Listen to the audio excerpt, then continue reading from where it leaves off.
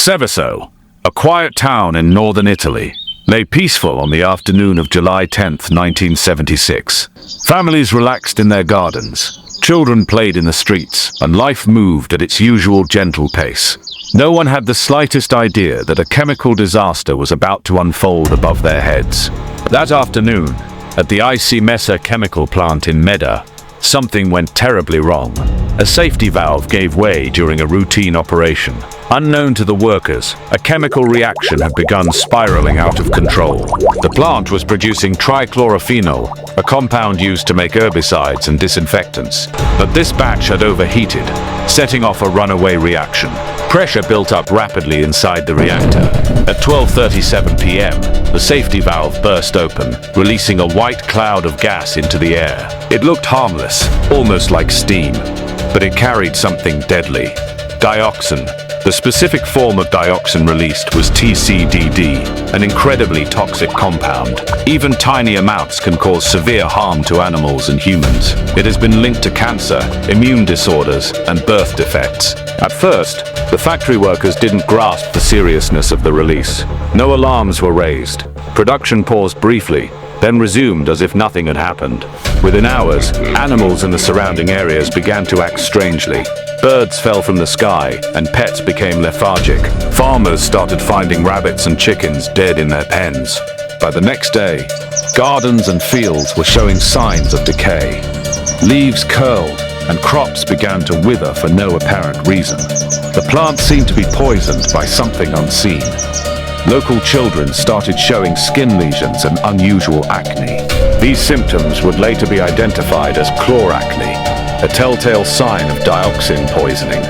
Parents grew anxious, but there were still no official explanations. Despite the obvious signs, authorities remained silent. There were no public warnings or evacuations. People continued to breathe in toxic air, unaware of the risk. For nearly a full week, the toxic cloud hovered over Seveso and nearby towns. People went about their routines, shopping, gardening, and playing outside. They had no idea their environment was contaminated. Only after 6 days did the authorities break their silence. A statement warned residents to avoid contact with soil and animals, but by then, it was far too late for many. Authorities finally ordered the evacuation of the most contaminated area, known as Zone A. Around 700 residents were forced to leave their homes immediately. They were told to pack quickly and not return. People living just outside the red zone were told to stay in place. Many didn't understand why some were evacuated and others weren't. Fear and confusion spread quickly through the community. As more children got sick and dead animals were found, panic turned to anger. Parents demanded answers and rushed their children to doctors. Hospitals became overwhelmed with worried families. To prevent further contamination, officials ordered the slaughter of over 80,000 animals. Pets, livestock, and wildlife were destroyed and buried. For many families, it was a heartbreaking loss. As the scale of the disaster became clear, the people of Seveso began to protest. They accused the government and Seveso of hiding the truth. They demanded justice for the suffering they endured.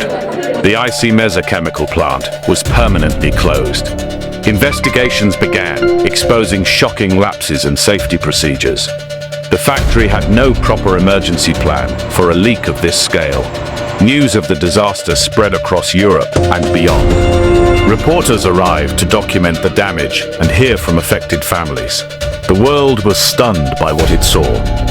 Investigators found that the company had known the risks but failed to act. Warnings from engineers were ignored. Profits had been prioritized over people. Over time, doctors began seeing the long-term effects of the exposure. There was a noticeable rise in certain cancers, reproductive issues, and mental health challenges. The shadow of dioxin lingered. While officials claimed no one died directly from the disaster, many disputed this. Survivors felt their suffering was being minimized. Their illnesses were real and lifelong. The Seveso disaster shocked European lawmakers into action. It became clear that regulations were needed to prevent such an incident from happening again. The result would be a turning point in chemical safety. In 1982, the European Economic Community adopted the Seveso Directive. This landmark law required industrial companies to manage chemicals with far stricter safety measures. The Seveso Directive became the benchmark for chemical safety across Europe. Factories now needed emergency plans, safety zones, and public transparency. The lessons of Seveso were finally turned into law. It took years, but efforts to reclaim the contaminated land eventually began. Scientists and engineers worked to neutralize the toxins and restore the ecosystem. Nature began to heal, slowly. The most contaminated zone was transformed into a park known as Bosco delle Querce, the oak forest. Today, it stands as a green reminder of what was lost and what can be restored. Today, children play among the trees of the oak forest. They may not know the full story of what happened here, but the trees stand as silent witnesses to the past. Seveso gave the world a hard-earned lesson in responsibility. It's not just about cleaning up after a disaster. It's about preventing one in the first place. That's the legacy we must uphold. Stories like Seveso's must be told, again and again. Awareness is our first defense against repeating history.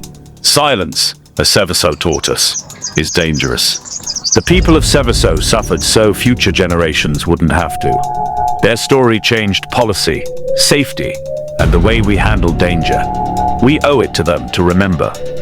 Though small, Seveso's name became known around the world, not because of its beauty, but because of its resilience and importance.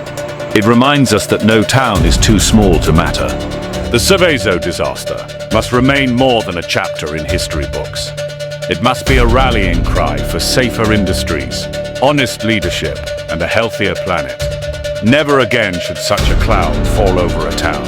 Subscribe for more disaster videos.